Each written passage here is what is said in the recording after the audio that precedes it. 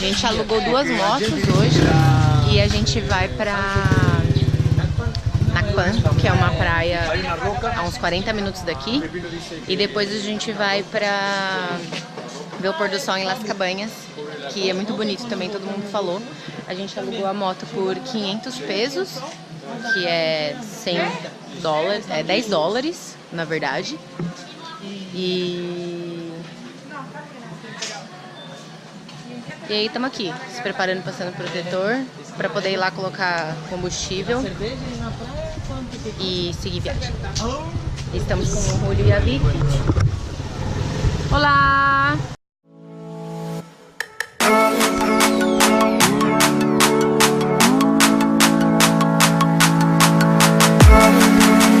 E aí tem que pagar uma taxa de 50 pesos para entrar, por pessoa.